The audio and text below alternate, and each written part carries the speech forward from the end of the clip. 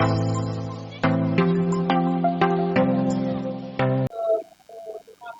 Special security मिली है, आप बहुत गुस्से में हैं बिकॉज आप फिल्म की जो एक प्रोजेक्शन आप चाह रहे थे, कहीं ना कहीं जो फिल्म के बाकी क्रू मेंबर्स हैं वो मिसलीड कर गए।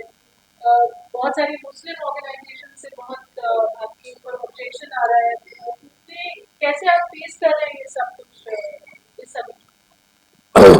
देखिए, धन्यवाद आप लोगों का, जितने भी मीडिया भाई हैं हमारे यहाँ पे। और film the diary of West Bengal 30 अगस्त को रिलीज हो रही है और जाहिर सी बात है कि अब 2-5-7 दिन बचे हैं रिलीजिंग के लिए। और जैसे कि आपने कहा, कोई डर या खौफ मेरे में नहीं है। हाँ, फिल्म को लेकर जो बातें अभी तक मीडिया के माध्यम से आ रही हैं, तो इस बात को हम बताना चाहते हैं क्योंकि हमने इस फिल्म को बहुत साफ सुथरा बनाया है। किसी तरह का कोई पॉलिटिकल एजेंडा नहीं है, किसी तरह का कोई मजहबी एजेंडा नहीं है, किसी मजहब के खिलाफ नहीं है। हमने इंसानियत के पक्ष में इस फिल्म को बनाया है। एक ट्रू स्टोरी है इस फिल्म की। और जाहिर सी बात है कि जिस वक्त कोई सच्ची घटना या सच्ची कहानी एक्सपोज होती है तो उस पर बवाल मचता ही है। ये कोई नई बात नहीं। और जैसे अभी पश्चिम बंगाल में एक डॉक्टर के साथ घटना घटी तो पूरे मीडिया ने देखा। तो हम भी बहुत इस फिल्म के माध्यम से बहुत से ऐसे पर्दे उठाने जा रहे हैं जो कि बहुत छुपे हुए हैं। उन कहानियों को एक्सपोज करने जा रहे हैं जो कब्र में दफना दी गई थी और जिनकी आवाज को खामोश कर दिया गया था। हमारी फिल्म क्योंकि एक मजबूर बेसहारा उस पीड़ित लड़की की है जिसके आंखों के सामने उसके पूरे परिवार का कत्ल हो गया, उसकी बहन के साथ में गैंगरेप हो गया और वो न्याय मांगने के लिए हिंदुस्तान आई। जाहिर सी बात है, बांग्लादेश से आई है तो पश्चिम बंगाल में ही आई। और पश्चिम बंगाल के हालात बिल्कुल वैसे ही हैं जैसे कि इस वक्त मौजूदा दौर में बांग्लादेश के हैं। और क्योंकि वहां पर टीएमसी की हुकूमत है, ममता बनर्जी वहां की मुख्यमंत्री हैं और सबसे ज्यादा हमारी फिल्म का जो अपोज हो रहा है वो ममता बनर्जी और टीएमसी के जो गुंडे हैं, जो उनके नेता हैं, उनके माध्यम से हो रहा है। क्योंकि पश्चिम बंगाल में जो हो रहा है उससे कहीं ना कहीं जुड़ाव जो है वो ममता बनर्जी और टीएमसी की हुकूमत का है। हमने टारगेट नहीं किया है उनको, लेकिन जब आप पश्चिम बंगाल की बात करेंगे तो आपको एक जाहिर सी बात है कि वहां की मौजूदा हुकूमत की जो कट्ठा चिट्ठा है वो भी सामने आएगा। जब हम किसी बलात्कार की बात करेंगे तो टीएमसी का नाम सामने आएगा। जब हम वहां पर हिंदुओं के कत्ल की बात करेंगे तो टीएमसी के नेताओं की बात सामने आएगी। वो मजबूरी है। शाहजहां शेख का मामला आपने देखा, शाहजहां शेख का भी किरदार हमारी फिल्म में है क्योंकि उसको हमने पहले ही सर्च कर लिया था और वो तो हमारी फिल्म की शूटिंग के बाद वो पकड़ा गया है और उसका मामला एक्सपोज हुआ। तो ये वो सारी चीजें हैं जो पश्चिम बंगाल से जुड़ी हैं। लेकिन ये फिल्म जरूर पश्चिम बंगाल की कहानी है, लेकिन ये जुड़ी पूरे देश से है, पूरे भारत से है। क्योंकि भारत को पश्चिम बंगाल में हो रही एक्टिविटीज से किस तरह की शर्मिंदगी पूरे विश्व में उठानी पड़ रही, या पश्चिम बंगाल के माध्यम से जो एक्टिविटीज हो रही हैं, आतंकी एक्टिविटीज हो रही हैं, रोहिंग्याज एक्टिविटीज हो रही हैं, उससे पूरे हमारे देश को किस तरह का खतरा बना हुआ है, ये सारी चीजें हमारे देश से जुड़ी हुई है, भारत से जुड़ी हुई है। तो जाहिर सी बात है कि इस तरह के विवाद तो सामने आएंगे ही और हम उसको फेस भी कर रहे हैं। क्योंकि हमारी फिल्म किसी यूं कहें कि किसी तवायफ के घुंघरों की आवाज नहीं। हमारी फिल्म एक बेसहारा, एक ऐसी पीड़ित मजबूर लड़की की आवाज है जिसको हम पूरी दुनिया में एक्सपोज करना चाहते हैं, दिखाना चाहते हैं। हमारी फिल्म वो आवाज है कि जब तस्लीमा नसीम ने अपनी किताब में उस वाकये को लिखा तो उनको बांग्लादेश छोड़कर भागना पड़ा। तो वही वाकये से हमारी फिल्म शुरू होती है और उसके बाद फिर वो पश्चिम बंगाल आती है और पश्चिम बंगाल में किस तरह से रोहिंग्यास को फर्जी आईडीज बनाकर उनको पूरे देश में शिफ्ट किया जा रहा है, किस तरह से वहां की आबादी रोहिंग्यास जो घुसपैठे हैं। देखिए, इस बात को भी हम साफ कर दें कि हम मुसलमानों के खिलाफ नहीं है, मुसलमान जो भारतीय मुसलमान, हम खिलाफ है आतंकी मानसिकता के जो विदेश से आए हैं और पश्चिम बंगाल में घुसपैठ करके बस रहे हैं और हुकूमत उनको बसा रही है। जाहिर सी बात है वो विदेशी हैं, उनको भारत से न कोई मोहब्बत है, न भारत के संविधान की वो एहतराम करते हैं। वो विदेश से आए हैं, उनका एक मकसद है कि भारत में अशांति फैलाना, उनका एक मकसद है कि भारत का जो एक अच्छी गंगा जमनी तहजीब है हिंदू और मुसलमानों के बीच में, उसमें दरार डालना। और जब वो वहां पर बड़ी बड़ी आबादियां बसा कर रह रहे हैं तो जाहिर सी बात है कि वहां का जो हिंदू है वो उनके कारोबार सुरक्षित नहीं है, उनका परिवार सुरक्षित नहीं है। भारतीय मुसलमानों के साथ में तो ठीक है वो सुरक्षित है, लेकिन जहां पर इस तरह की ज़हनियत के लोग आ जाते हैं जिनका मकसद ही सिर्फ आतंक है, जिनका मकसद ही सिर्फ लड़कियों के साथ में, वो भी हिंदू लड़कियों के साथ में बलात्कार है, जिनका मकसद सिर्फ हिंदुओं का कत्लेआम है, और वो आबादी बसाकर जब वहां पर बांग्लादेश में रह रहे हैं तो मजबूरी है वहां के हिंदुओं को भागने की, और वो वहां से भाग रहे हैं। आपके मीडिया के माध्यम से भी ये कई बार एक्सपोज हो चुका है कि पश्चिम बंगाल के हिंदू बंगाल छोड़कर, पश्चिम बंगाल छोड़कर भाग रहे हैं। तो जाहिर सी बात है कि जिस वक्त कश्मीर में ऐसा हुआ तब भी दुनिया ने देखा कि एकाएक ही वहां के हालात कैसे बदल गए और बहुत बड़ा कत्लेआम कश्मीर में हिंदुओं का हो गया। तो उस वक्त जिस वक्त कश्मीर में ऐसे हालात थे, वही हालात अब रिपीट बांग्लादेश पश्चिम बंगाल में हो रहे हैं, और पश्चिम बंगाल की हुकूमत सिर्फ अपने वोटों, उनकी वोटों की राजनीति हो सकती है। जाहिर सी बात है कि वो सरकार पर काबिज रहना है एक हुकूमत को, तो उसको किसी न किसी तरह का भय दूसरे वोटरों में लाना पड़ता है या अपने वोटरों को सहूलियतें देनी पड़ती हैं। अगर वो आतंकी गतिविधियां कर रहे हैं तो उनका सपोर्ट करना पड़ता है, अगर वो रेप कर रहे हैं तो उनको प्रोटेक्ट करना पड़ता है। ये ममता बनर्जी की मजबूरी है। तो हमारी फिल्म ये सारी चीजों को एक्सपोज करने जा रही है, और हमको कई बार रोकने की भी कोशिश की गई। हमारे ऊपर एफआईआर हुई जब हमने फिल्म को अनाउंस किया, तो हमारे ऊपर पश्चिम बंगाल में एफआईआर हुई। फिर जैसे ही हमने रिलीज की डेट डिक्लेयर की तो हमको नोटिस देकर 18 तारीख को वहां बुलाया गया। हमने अपने वकील को भेजा, क्योंकि हम इतने बड़े बेवकूफ नहीं है कि हम वो दाना डालें और हम एक सीधी सादी चुड़िया की तरह वहां आके दाना चुगने लगे, उनके जाल में फंस जाए। उनका मकसद यही था कि वो हमको वहां बुलाए और बुलाकर हमको अरेस्ट करें, अरेस्ट करके हमको जेल भेजे और वहां हमारी हत्या टीएमसी के लोगों के माध्यम से करवा दे, क्योंकि हमारी हत्या के बहुत से ऐसे फतवे हैं जो कट्टरपंथी दे चुके हैं। और पश्चिम बंगाल में या अब ये तो जब वो मिलेंगे तब उनसे बात होगी कि ऐसा किन हालात में हुआ। और जब आदमी देखिए बहुत टेंशन में होता है तो वो किसी से बातचीत भी नहीं करना चाहता। हो सकता है उन्हीं ने सबसे दूरी बनाई हो, इस पर अभी हम कोई जवाब पूरी तरह से नहीं दे सकते जब से मुलाकात नहीं हो जाए।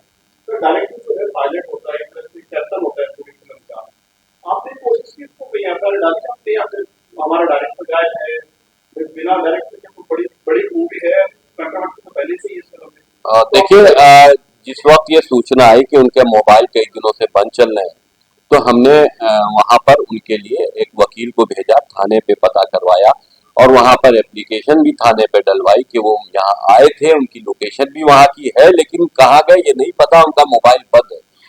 तो अब देखिए वही चीज है कि जब तक के सामने कोई बात होए ना, अभी तक तो वो बॉम्बे आए नहीं, आएंगे तो उनसे बातचीत करेंगे, तब वो अपना स्टेटमेंट जो इस हालात में होंगे उनका अपना स्टेटमेंट दे पाए तो वो देंगे। तो जब आपने इससे पहले सॉन्ग ट्रेलर लॉन्च किया था बहुत ही अच्छा था, लेकिन अभी जो है ऐसा हो गया कि सबको देखना ही पड़ेगा। अरे साहब, आप लोग सच्चाई सुनना नहीं चाहते ना। सर मैं आपकी बात से मेरा नहीं कर रहा हूँ, अभी जो है इसके बाद में बांग्लादेश का भी हुआ है, इसके बाद में कोलकाता का भी हुआ है, तो आपकी फिल्म बहुत इंपोर्टेंट बन देखिए, जिस वक्त हम शूटिंग कर रहे थे ना, तो बांग्लादेश और बंगाल में बारूद बिछा हुआ था, आग तो अब लगी है, तो वो बिछा हुआ बारूद तो हमने खुद देखा था।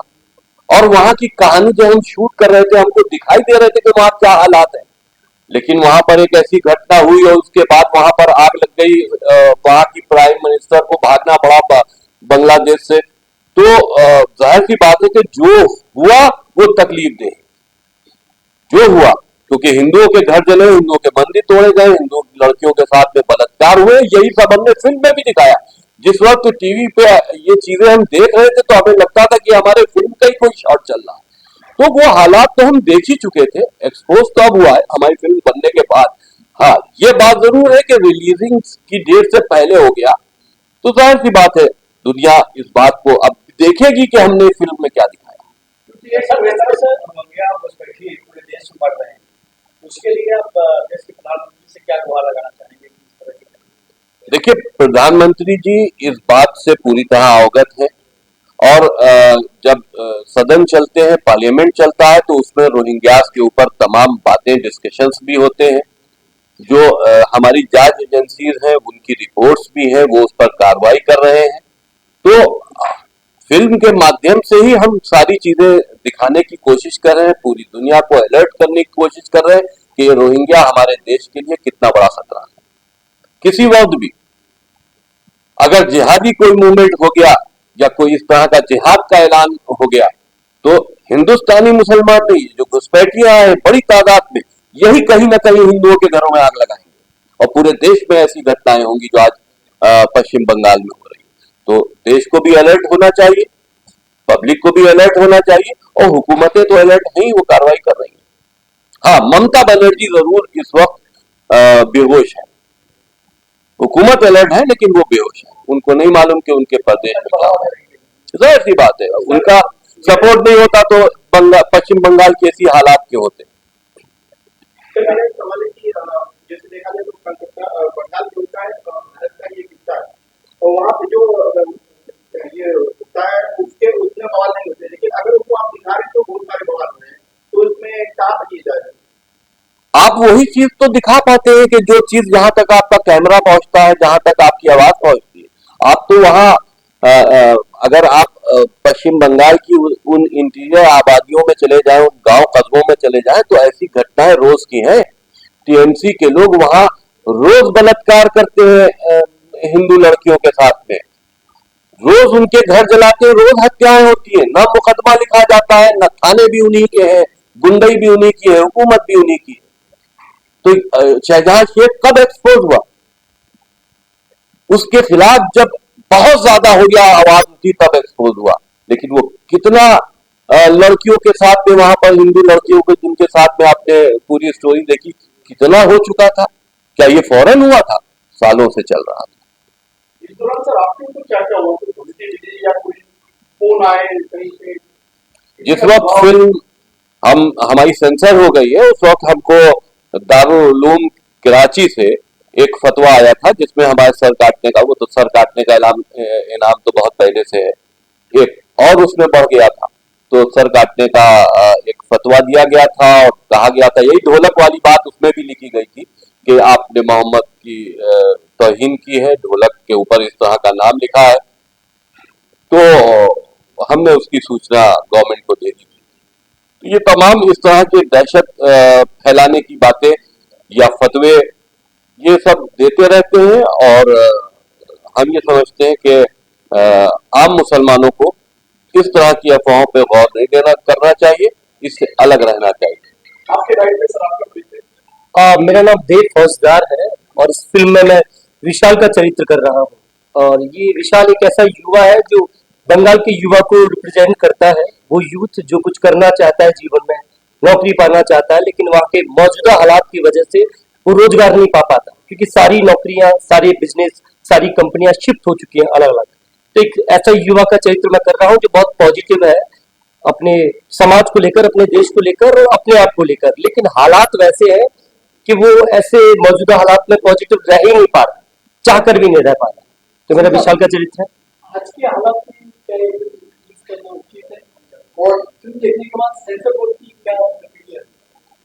सेंसर बोर्ड ने तो पहले उसको हमारी फिल्म को खारिज कर दिया, सर्टिफिकेट देने से इनकार कर दिया।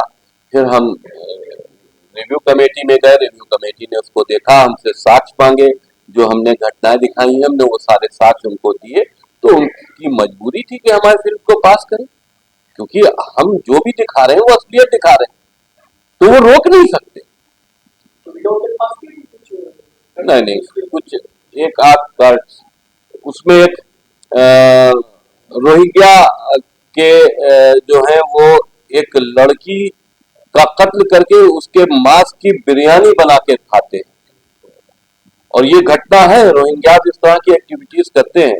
एक हिंदू लड़की को कत्ल किया जाता है, गोली मारी जाती है, उसके बाद फिर उसके बिरयानी के चावल में उसका गोई डाल के पकाया जाता है। तो ये हमने फिल्म में दिखाया है। तो उसमें थोड़ा सा उन्हीं ने कट किया है, जहाँ पे हमने ह्यूमन पार्ट्स को खाते दिखाया था, वो लड़की की हत्या और बाकी सब दिखाया है, बाकी कुछ थोड़ा सा बस। आपके लेफ्ट पे सर आपका परिचय। जी नमस्कार, मेरा नाम यशवंत मारवा है और मैं इसमें बोलिए सर। जी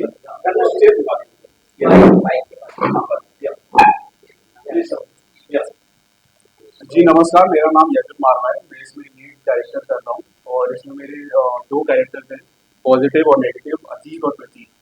और मेरा इसमें कैरेक्टर है कि कैसे मैं एक सुहासिनी को मिलता हूँ बांग्लादेश में और कैसे उसको अपनी पॉजिटिव साइड दिखा के मोटिवेट करके अपने साथ वेस्ट बंगाल लेकर आता हूँ और कैसे उसका ब्रेन वॉश करता हूँ ताकि वो अपना धर्म बदले। और ये इस तरीके का कैरेक्टर है और इसमें थोड़ा लव जिहाद का भी पार्ट है। और मेरा इसमें कैरेक्टर है कि मैं एक प्रिंटिंग प्रेस भी चलाता हूँ, तो इस तरीके का कैरेक्टर है मेरा। और प्रिंटिंग प्रेस में एक मेरा डायलॉग बहुत वायरल हो रहा है कि भाईजान वेद पुराण गीता और सभी धार्मिक किताबों में वेद बदल करके लखनऊ अयोध्या बनारस में फ्री में भेजी जा रही है। तो इससे आपको पता चलता है कि वहाँ पे ये सब क्या सब सारी चीज़ें चल रही है, कि मार्केट में हमारी धार्मिक किताबों को गलत तरीके से फैलाया जा रहा है। तो इस तरीके का कैरेक्टर। सर आपको कितना एक्साइटमेंट है, दुख है आपकी फिल्म को लेकर, कंट्रोवर्सी हो रही है या फिर वो हिट हो जाएगी मूवी आपकी, क्योंकि हर जुबान पे फिल्म का नाम है। जी क्या सोचते हैं आप, खुशी है टेंशन है?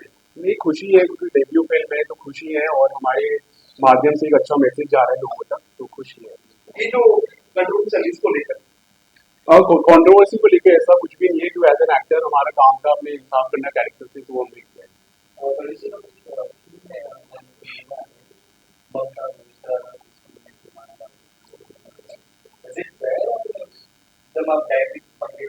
अब पूरी स्टोरी आप लोगों को यही बता देंगे तो फिर आप लोग देखेंगे क्या? जो दिख रहा है वो सब है, जो भी दिख रहा है, जितने भी उसके पार्ट वायरल हुए हैं, तो जो दिख रहा है वो हमारी फिल्म के पार्ट्स हैं और वो सच्चाई। ये मेरा सवाल आपसे है, आपका एक वीडियो बहुत ज्यादा वायरल हुआ है, काफी बोल्ड भी है और ये सिचुएशंस में काफी क्या करेंगे आप?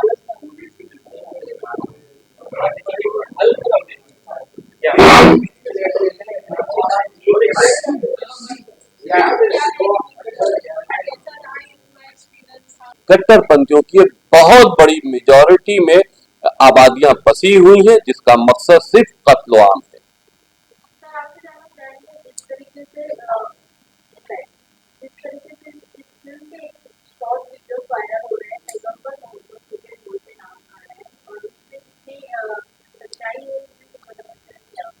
देखिए, एक रोहिंग्यास का गाना हमने शूट किया है, जो रोहिंग्यास का कल्चर है जिस तरह का हमको देखने को मिला, क्योंकि वो गाना बजाने वाले जो उनके अपने जो जिससे वो गाना बजाते हैं, ढोलक है या और चीजें हुई, उस पे वो इस तरह के नाम लिखते हैं, तो उसमें मोहब्बत का नाम अगर लिखा हुआ है, हम ये समझते हैं इसमें कोई आपत्ति की बात नहीं है।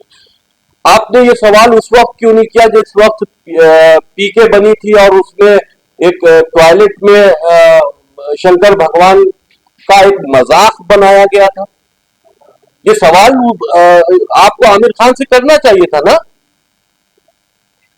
पूरे उसमें आपने महादेव शंकर भगवान को आपने टॉयलेट में बंद किया, उसके साथ उनके साथ में मजाक किया, उनके साथ हाथापाई की, तो जाहिर सी बात है वो एक नाटक का किरदार था, लेकिन आप उस वक्त वो नाटक वो किसके भेष में थे? शंकर भगवान के ही भेष में थे ना। तो क्यों नहीं आपत्ति हुई आप लोगों को? आज ढोलक पे मोहम्मद का नाम लिख गया तो इस तरह की आपत्ति है? जो हमने दिखाया बिल्कुल सही दिखाया है।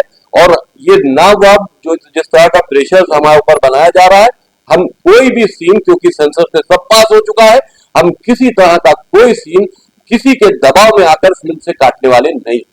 सर ये तो बात हो गई अलग की कहानी अलग मोड़ ले गई है पूरा। आपका डायरेक्टर गायब हो जाता है, बाद में वो सदी नाराज पे मिलता है, घाट पे मिलता है, यूपी में ही मिलता है, यूपी का ही रहने वाला है, यूपी के नहीं मिलता है। तो क्या है सर, कोई कह रहा है मंदिर काम है, कोई बोलता है गायब किया है, कोई कुछ बोलता है। देखिए किस पर बोलता है इसको? पब्लिसिटी स्टंट इसको इसलिए नहीं समझना चाहिए क्योंकि अगर वो गायब हुए थे और पिक्चर के रिलीज हो जाने के बाद और वो जब हमारी फिल्म उतर जाती उसके बाद प्रकट होते तो ये समझते कि ये पब्लिसिटी स्टंट था। क्योंकि वो जब से ये फिल्म बनी है उनके ऊपर भी एफआईआर थी, वहां बंगाल की पुलिस उनको मुस्तकिल फोन कर करके परेशान कर रही थी। वो बहुत ज्यादा, उनका परिवार और सरोज मिश्रा खुद बहुत ज्यादा टेंशन में थे और वो हमसे खुद टिकट करवा कर पश्चिम बंगाल गए थे, कोलकाता गए थे कि वो वहां पर जाके अपना बयान नोट कराएंगे। लेकिन वहां क्या हालात हुए, क्यों वहां से भाग आए, उनका उस वक्त की पोजीशन क्या है, क्योंकि उनकी तस्वीर हमने भी देखी है, वो बहुत बीमार से दिखाई दे रहे हैं। तो क्या दबाव बना, ये जब वो मिलेंगे तब इस पर बात होगी, लेकिन ये पब्लिसिटी स्टंट नहीं है। अगर पब्लिसिटी स्टंट होता तो सनोज मिश्रा आज नहीं मिलते, फिल्म उतरने के बाद मिलते। सर उसने एक चीज और बोला है जो शायद कभी होती नहीं, इस बात से कब हो गया दोनों फोन एक साथ कभी नहीं होते कि दोनों फोन बंद हो गए, पानी में भीग भी जाता है तो फोन चालू होता है। ऐसा क्या हुआ कि उसी के दोनों फोन? जो मीडिया के माध्यम से पता चला, क्योंकि अभी मेरी उनसे बात हुई नहीं है, मीडिया के माध्यम से पता चला कि उनके परिवार के लोगों ने बताया कि वो बहुत टेंशन में है और उनकी जिस इस वक्त जो उनका हालात हैं, हम यूं कहें कि वो एक तरह से मेंटल टॉर्चर हो रहे हैं। अगर उन्होंने अपने फोन बंद किए।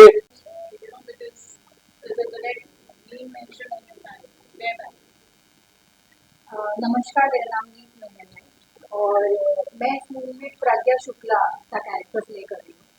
प्रज्ञा शुक्ला जो है वो एक मीडिया पर्सन है आप लोग की तरह और एक बहुत ही बेबाक और बहुत ही स्ट्रॉन्ग लड़की है जो सच्चाई लेके आने में बिलीव करती है।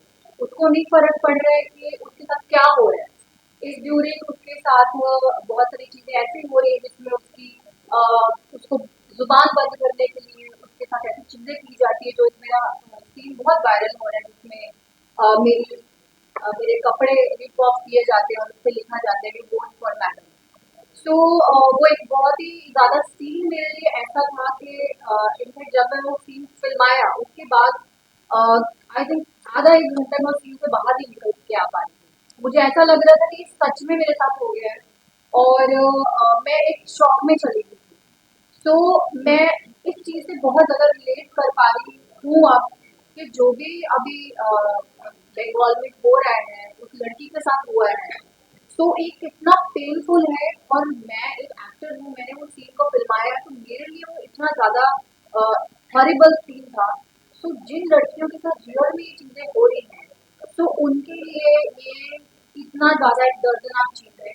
एंड प्रज्ञा शुक्ला जो है बेसिकली वो इस कहानी की जो विक्टिम है हमारी माँ, तो उसकी सच्चाई को सामने लेकर आती है और वो कैसे लेकर आती है ये आपको इस मूवी में देखने के बाद पता चलेगा।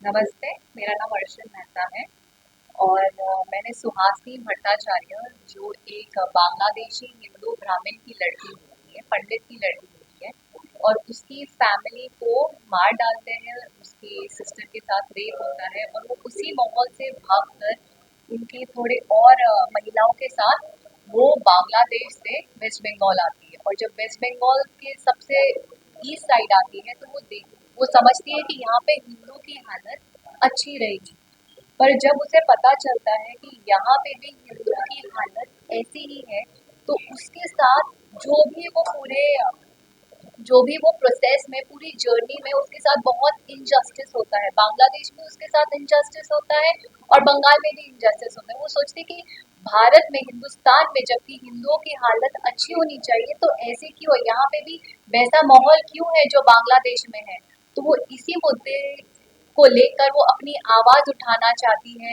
जो भी उसके साथ ऑपरेशन, जो भी उसके साथ इनजस्टिस हुआ है, वो पूरी दुनिया को बताना चाहती है। Human right council, government of India, सारी मिनिस्ट्रीज को, सबको बताना चाहती है कि वहाँ पे जो हिंदुओं की हालत है वही हिंदुओं की हालत बंगाल में भी है। तो ये कहानी जब मैंने प्ले किया था तो मैंने भी काफी रिसर्च किया था। मैंने ऐसा कुछ भी बिना सोच समझे नहीं किया है, बल्कि एक एक सेंटेंस, एक एक डायलॉग के पीछे मैंने डायरेक्टर को यही बोला था कि सर मैं ये नहीं बोलूंगी, मैं ये नहीं करूंगी जब तक मेरे सामने कोई प्रूफ ना हो। तो सर ने मुझे काफी वीडियोस, काफी चीजें दी थी रीड करने के लिए। And when I went through it is only when मैंने वो डायलॉग्स बोले हैं, वो चीजें की हैं। तो I think with every scene related we have enough proof कि ऐसा सच्चाई और हकीकत में हुआ है। और ऑफ कोर्स ये सीन इतना इंटेंस था जिसके लिए मुझे एक कैरेक्टर में इंडल्ज होना बहुत ज़रूरी था। तो मैं मेरे जोन में ही रहती थी through out the 35 days, because मुझे एकदम ऑनेस्टी और सच्चाई से ये लड़की को दिखाना था सब लोगों के सामने, ताकि ये जो सच और दुख भरी कहानी है वो ऑडियंस को रिलेट हो। तो इसलिए हमने काफ़ी ऑनेस्टी से, सारे कैरेक्टर्सों ने अपना अपना काम काफ़ी ऑनेस्टी से किया है, इसलिए फिल्म ऐसी आई। बेसिकली एक बात है बहुत बहुत ज्यादा महत्वपूर्ण, ये जो पीर है दर्द है, एक कविता है बहुत प्यारी कि हो गई है पीर पर्वत सी पिघलनी चाहिए, अब हिमालय से कोई गंगा निकलनी चाहिए, मेरे सीने में नहीं तो तेरे सीने में सही, हो कहीं भी आग लेकिन आग जलनी चाहिए। तो ये आग जो वसीम जी ने जलाई है, सरोज जी ने जो जलाई है, इस फिल्म में जो जलाई है, वो मुझे लगता है कि आपके माध्यम से पूरी दुनिया में जलनी चाहिए, वो बात दुनिया तक आनी चाहिए। साहब आप सनोज जी के पीछे क्यों पड़ गए? ये चीजें हैं। देखिए सनोज जी खुद अपनी मर्जी से गए थे, खुद अपनी मर्जी से आएंगे, जब आएंगे आपके सामने होंगे। देखिए मैं फिल्म का बेकर हूँ, सनोज जी का काम था कि फिल्म को डायरेक्शन देना, उन्हीं ने डायरेक्शन दिया, अपना काम पूरा करके ही तो गए, घूमे फिरे, जब आना होगा आ जाएंगे। Thank you.